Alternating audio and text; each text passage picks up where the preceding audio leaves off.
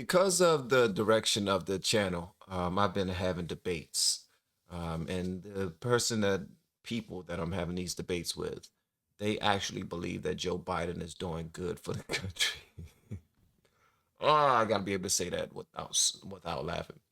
They actually believe that Joe Biden is not that bad of a you know what? Listen, I need for y'all to make some sense of this because as much as I'm learning that this guy is not doing that great of a job. But who am I? Who am I? Good evening and welcome to Tucker Carlson Tonight. When we say good evening, we mean it. And tonight we want to send a special, as they say on talk radio, shout out to our most loyal and faithful viewers. We love you. We appreciate you. In fact, we think of you as all little tacos and your children as taquitos. And not just tacos and taquitos, but also enchiladas and chalupas and everything else in the Taco Bell menu. That's how we think of you. That was Jill Biden, right? Oh, man. Okay. All right. Tucker ridiculous, bro. So the good news is America at this stage is getting a lot more amusing. The bad news is it's also getting a little scary. So today, in the second category, the government announced that inflation has once again set a year-over-year record. By now, we're used to this. If you buy anything, you already knew it was happening. Boy, did you. But there were parts of today's Labor Department report that were not expected by anyone. In fact, they were bizarre. They seemed to defy the most basic rules of economics. But first, here are the raw numbers. This is from a Fox News report today. Inflation cranked up a whopping 9.1% in June, the highest yearly jump since 1981. The Consumer Price Index, released Wednesday morning, showed the price of necessities far outpacing raises. The price of gas is up almost 60% year over year. Rent went up 5.6% over last June, and food at home and dining out increasing 10.4%.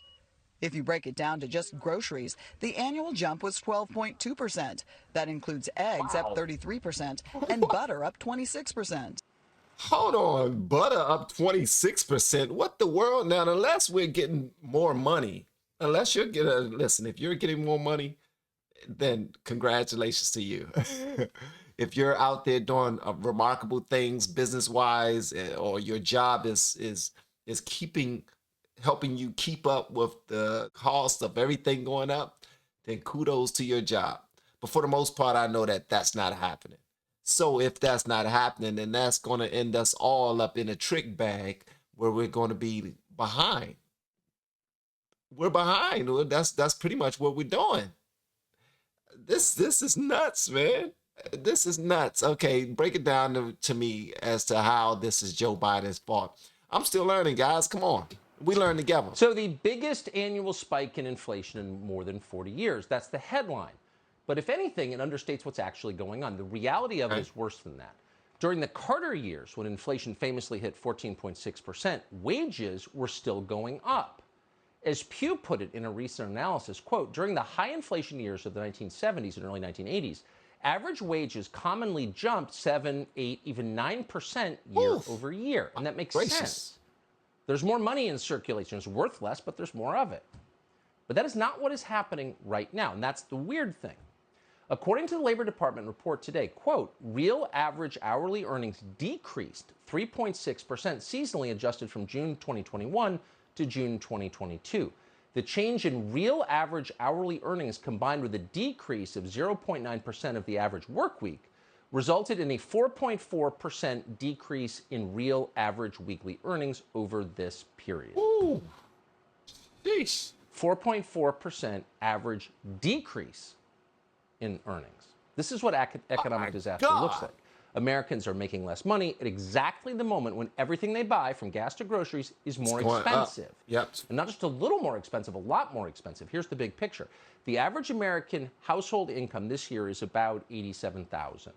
Today's inflation numbers means the average household is losing nearly $8,000 a year just from inflation. And by the way, that's using the government's cooked numbers, the 9.1% inflation number, which is derived from the intentionally deceptive Consumer Price Index, CPI. So the real number is actually higher than that.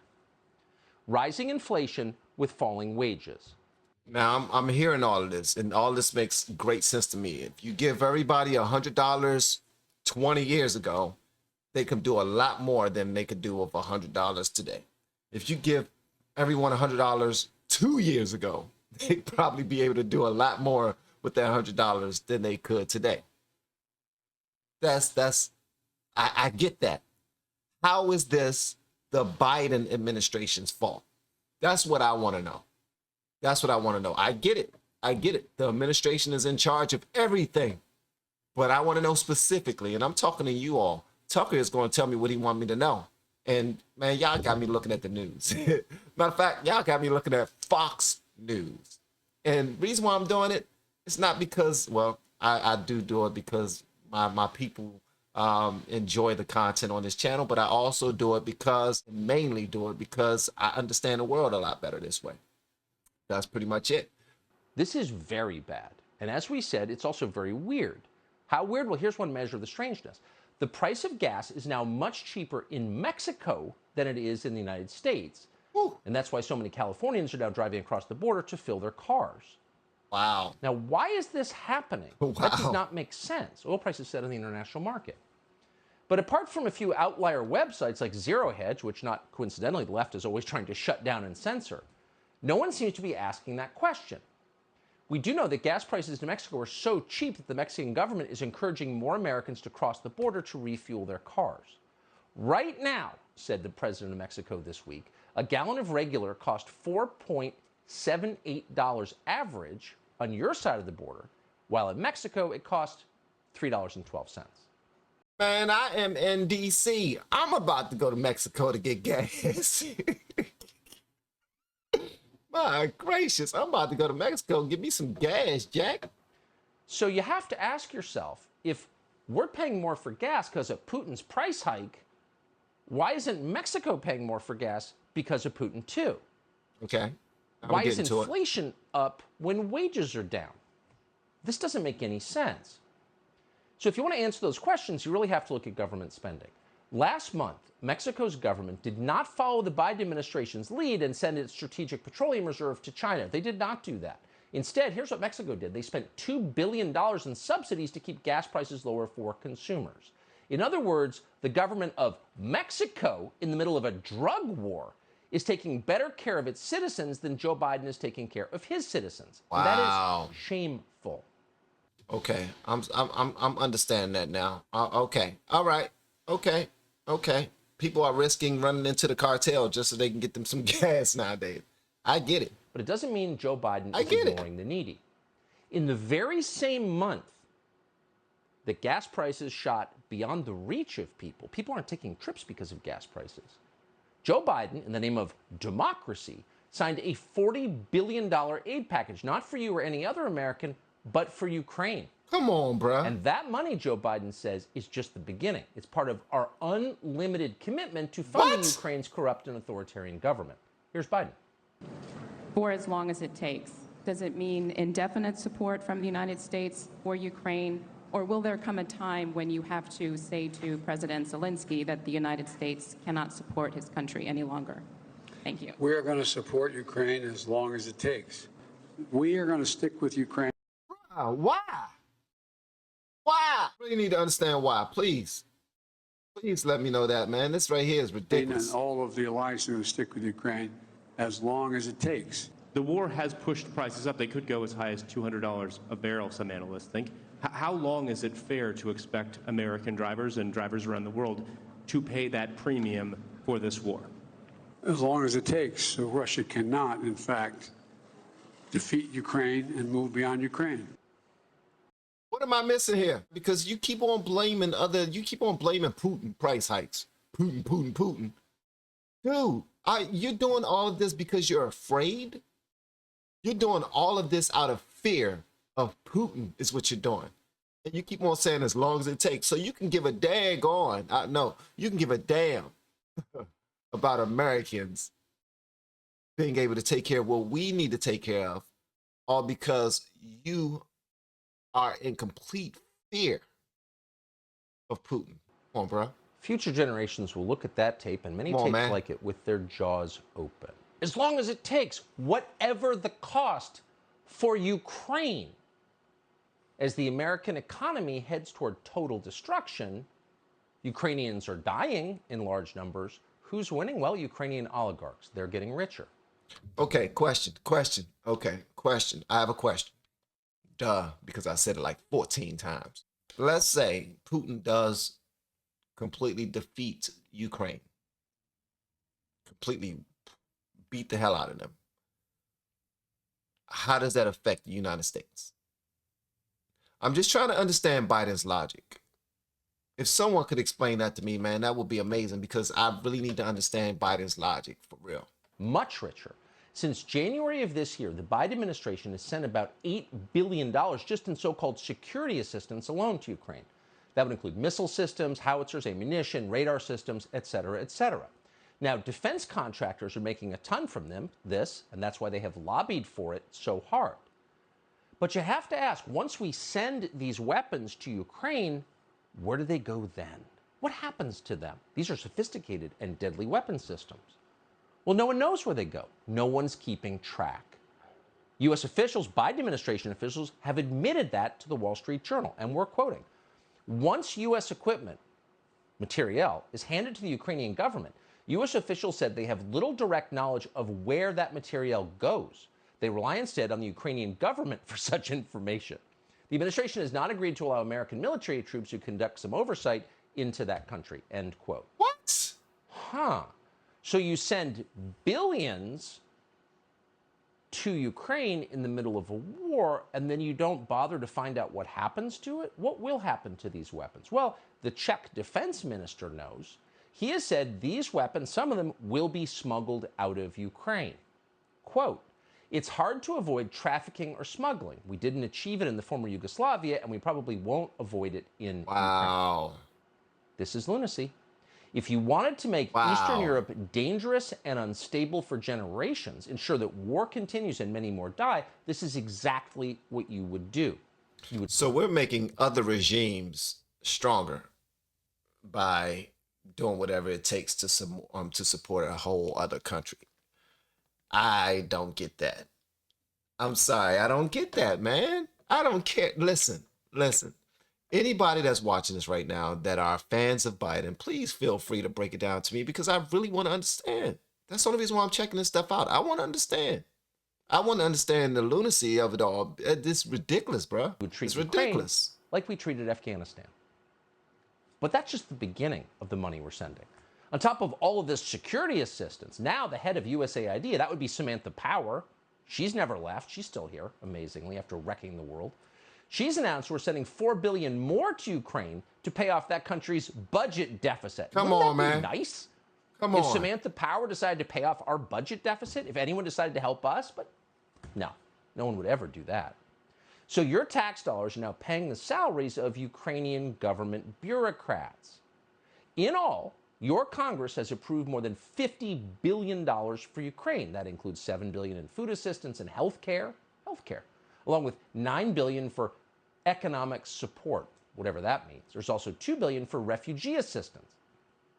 So just as we did in Iraq and Afghanistan and, I don't know, half a dozen other countries, we're sending bales of $100 bills into a war zone and hoping they find the right pockets. When did we become the stepfathers of all these other countries, man? I get it. We're the most powerful country in the world, bar none. And that's just in my opinion. And it might very well be true too. But I think it's true. But when do we become the fairy godmothers of all these other countries, man? When clearly we are robbing Peter to pay Paul. There's a bunch of people that's like, if you drive through Baltimore, Philadelphia, Chicago, downtown DC, where they're living very good, but you can see certain parts of it not that good at all, man. What's going on? Like, what's really going on?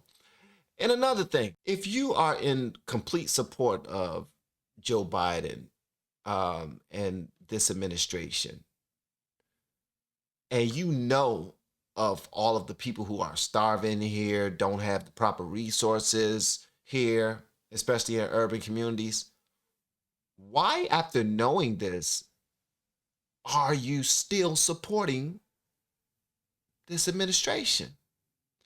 I think the only thing that could possibly answer this question is, well, I think the answer to this question is, I think people who support this administration are going out of their way to avoid knowing this information right here.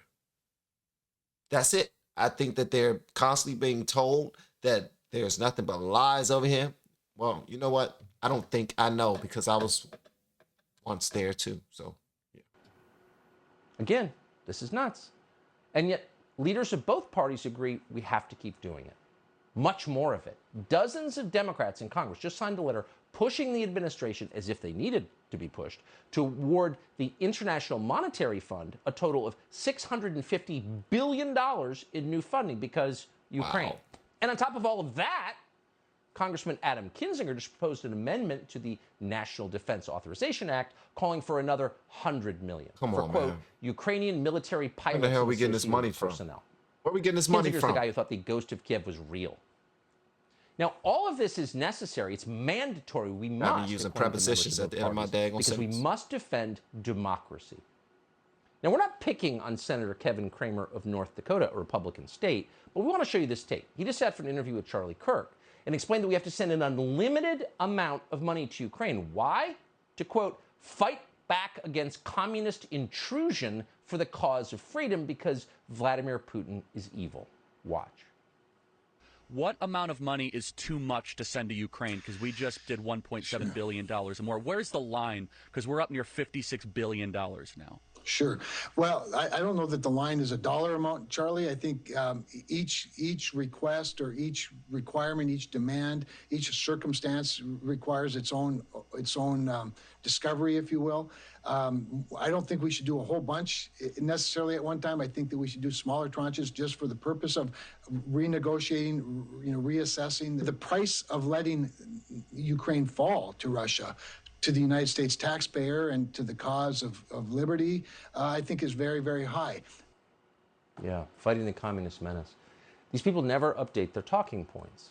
Senator Cramer invokes the cause of liberty, and that's a phrase we strongly support. That's an idea we strongly support. That's why we're in favor of unfettered free speech. That's why we oppose vaccine mandates. But you have to ask yourself, what does the cause of liberty have to do with Ukraine? Well, very little. Last February, the Ukrainian government shut down opposition media. Then they arrested the leader of the main opposition party. Now, President Zelensky has decided to combine all television stations in Ukraine into a state-owned propaganda ministry in order to combat, quote, misinformation. Now, what is that? Well, I'll tell you what it's not. It's not the profile of a free country. Not even close. The cause of liberty, may those words burn in your mouth. Oh, but we have to, they tell us, because Putin is worse. He's the worst person in the world. Worst He's person a in the world. communist, says Senator Cramer, who plans to conquer the globe. Now, you don't have to like Vladimir Putin to see how absurd this is. Putin's a communist now? Really? How communist is Vladimir Putin? Is Vladimir Putin more or less communist than, say, Sandy Cortez? More or less communist than, say, Joe Biden's domestic policy team? Is he a more committed atheist than they are? Is Putin throwing Americans in jail for attending political rallies at the Capitol? Is he trying to confiscate the rifles from your bedroom? Is he sterilizing children in the name of trans liberation? Whatever his many faults, no, Vladimir Putin is not doing any of that. As for his apparently limitless international ambitions, ask yourself, is Vladimir Putin recolonizing Africa right now? Is Vladimir Putin trying to build military bases in the Caribbean and South America? No, he's not. But another country is. That would be China, Joe Biden's patron. Putin wants Crimea. He may succeed in getting it. But it is China that is on its way to controlling the world. I've been hearing a lot more about that. Yes, they are, man. China is on their way. They've been making some chess moves, and we've been allowing it. We have. Y'all better watch out for me. Once I get more information, I'm gonna be dangerous. That's what my wife told me a long time ago. She said, with your ambition, if you had education, like if you had that same level of education, you're gonna be dangerous. You know what? From my wife's mouth to God's ears, it's gonna happen. When I get that information, oh, it's going to be an issue. It's going to be an issue, But it man. is China that is on its way to controlling the world. Here's a graphic we saw today that illustrates the point. These are the relative sizes of the players in the global economy. The numbers are from the IMF. As you can see, the world is completely dominated by the economic power of China and the United States. As of today, our two economies are roughly equal in size, though thanks to COVID, China is quickly pulling ahead. That is a problem. In fact, that is the biggest problem in the world by far. Nothing comes close, because the Chinese empire will not be like our empire at all. So where's Russia in this? How does it fit in? Well, get your reading glasses, because Russia is a footnote. It's not irrelevant, but it's close to irrelevant. If it's daggone a footnote, then how come we keep on giving Putin all this daggone credit as if the dude's shillong is bigger than our economy? What is going on? I really want to know. Like, I'm so serious, man. Somebody break this down for me. Like, why are we so afraid of this guy? Why are we so? I don't think it is. I don't think it's even us being afraid. I think we got some type of ties over in Ukraine that we're trying to, I don't know, that works to the benefit of this current administration. Same thing with China, that they think work to the current administration and to the benefit of this current administration. But this right here is wild, man. This is wild. Look at this. China almost got, well, China does have more money overall. Come on, man. What are we doing to get ahead of this? What are we doing to get in front of this? I really want to know, what exactly are we doing to get in front of this? Europe is killing it. Like, come on, bro. Like, Russia's economy is smaller than Italy's. The Italians, in other words, are in a better position to take over the world than Vladimir Putin is. This entire conversation is insane. We blame Putin for everything. Anyone who takes it seriously is a fool. And anyone who doesn't see the red flags is probably dishonest. The most dishonest, the most power-hungry people in the United States are the very ones yelling the loudest for a war with Russia. That would be Joe Biden. That would be Nancy Pelosi. That would be Chuck Schumer. That would be Adam Schiff. These are the people telling you that Vladimir Putin is a war criminal bent on world domination. Why are they saying that? Why are they suggesting Vladimir Putin's going to take over Europe? That's not true. But why are they saying it? Well, there's a reason. A reason that has precisely nothing to do with saving lives or making Ukraine a better country. Again, red flag, anyone? And yet somehow Republicans don't see it. They don't seem curious about why the worst people in America are for an endless war with Russia. In fact, apart from Marjorie Taylor Greene and a few other Republicans in Congress, they are all in. Whatever Joe Biden wants in Ukraine, they support. Here, for example, is Lindsey Graham with his little friend Richard Blumenthal. That would be Connecticut's most famous Vietnam War hero. Here they are together. This picture ought to tell you something about America right now. There's bipartisan support to defeat Putin, to call him out as a pariah and a war criminal. When we get back, we're going to try to get the Senate as a whole to pass the resolution, hopefully leading the way for the administration to label Russia as a state sponsor of terrorism in the category of Iran, Syria, and North Korea. What's their obsession? What am I missing, man? I don't need a conservative to answer that. I want a liberal to answer that. Somebody who's a staunch liberal. Well, more than likely they aren't watching this video because, like I said before, you try to avoid the information that's going to make you think opposite of what you are just, you already knee deep in it. You don't want to believe you. If you're proven wrong at this point, then you're going to feel like an imbecile because you spent so much time and energy supporting the side that you supported. That's not true, guys. Listen, I'm going to tell you that that's not true. The more you learn, the better you feel, like and the more questions you have. And if you can receive answers from them questions, man, things become more clear. I think we're better off that way, if you ask me. If you're not asking me, then cool. I overstep my boundaries all the time. But at the end of the day, I don't get the obsession with Russia. I don't get it. It's pointless. Defeat like Putin. Will that improve your life? Is it improving the lives of the Ukrainians right now? No, it's not. Defeat Putin. And yet, every person who has been on the wrong side of every foreign policy decision. And another thing, how much money is it going to take for us to defeat Putin? Do we have the money? Do we care about the economy at all? I'm so serious, man. Why are we so hyper-focused on Putin? How come we're not paying attention to the people who are making real moves around the world right now? The only time we'll start really paying attention to China is if they start really getting way more Olympic medals than us. Because everything's all a game to certain people. And if we're not winning the games, then it makes absolutely no sense, man. It's exhausting, bro. Decision going back 40 years is on the same page. And that, of course, would include John Bolton, the former national security advisor, who, by the way, just admitted on national television that he has personally engineered coups in foreign countries. Wait, we're not for democracy? Apparently not. John Bolton isn't, but wasn't democracy the whole point? Were those coups state-sponsored terror? No one's asking. No one's calling John Bolton a war criminal. Instead, here's what they're saying. Biden studiously avoids doing the one thing, though, that could really bring down the price of crude. He needs to arm the Ukrainians to the teeth so they can quickly beat Russia and put the war to bed. Could we make Ukraine safe for agriculture? Sure. But we might have to set up a no-fly zone in the western part of the country, which Biden doesn't want to do. He doesn't want to create a no-fly zone because that's American fighter planes firing at Russian ones. And it's a hop, skip, and a jump from there to nuclear war. I understand that. By the way, I think there's a very good argument for that. But a no-fly zone is, while extremely risky, it is the best way to get food inflation under control. Wow, man. Wait, what?